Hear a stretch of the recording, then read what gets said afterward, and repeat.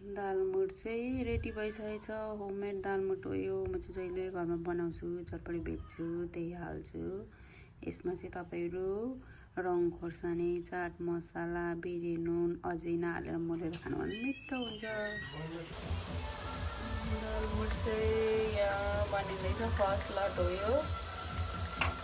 यहाँ चाहिँ म आज तपाईँलाई कसरी दालमुट बनाउने भनेर सिकाउन गइरहेछु। बेसन किन्नुपर्छ फर्स्टमा।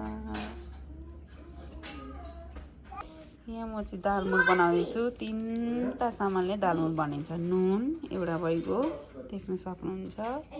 बेसन छ, यो बेसन युज गर्छु, मिरा बेसन।